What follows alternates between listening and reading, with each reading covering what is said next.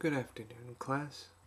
Today, I was supposed to deliver a speech entitled, How to Prepare and Present a Horrible Presentation. The problem is, I followed my own advice a little too closely.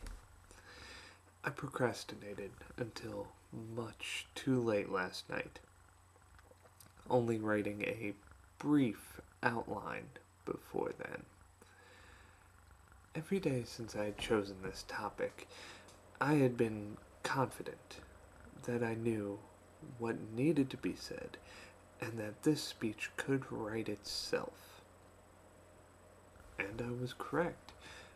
When it finally came time to sit down and write the actual speech, it was magical. I wrote line after line of clever and witty dialogue. It was funny, insightful, and at times openly mocking of everything we learned in this class. Then I read it out loud with a stopwatch at hand. The first draft clocked in at 15 minutes. The second draft at 10. The third draft, which I think was the best one, was 17 minutes long. I had become what I had been attempting to satirize in this video, a terrible preparer and presenter. This was when I started to panic. I could not find a way to edit this piece without ruining the rhythm and timing of the humor in it. I truly thought it was some kind of a masterpiece of comedy writing. In my panicked, near psychotic state, I honestly thought that this hastily written 17-minute monologue could be my ticket to becoming the next Oscar Wilde, or at least the next Dave Barry. I was so proud of this overlong, self-indulgent filibuster of a speech that I could not cut it down, that I would not cut it down, no matter what the consequences.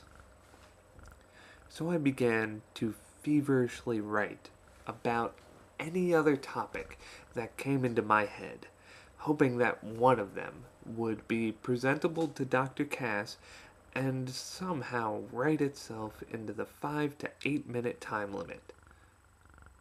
The problem with this strategy, however, was that every topic I came up with would have been an abysmal disaster.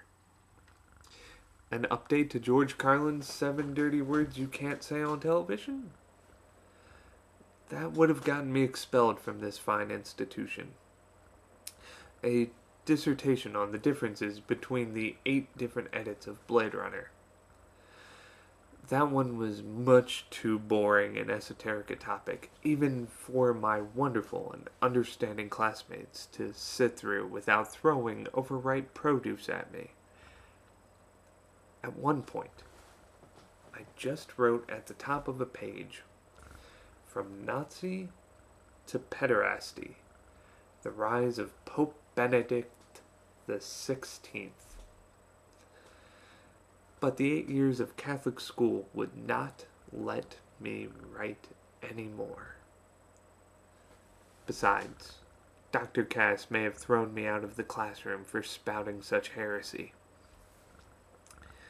Then, at about 2 in the morning, my friend Mike, who had been sending me distracting videos through instant message while I was trying to write something that would let me get some sleep at some point that night, said something truly brilliant. If you are trying to be educational, why not lead by example? Tell your classmates about how you now have to give a terrible presentation because you waited until the last minute to do any of the work. That's not quite what he said.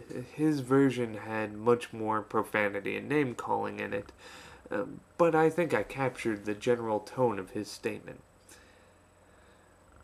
That was when I began writing this speech about my own successes and failures while working on this project.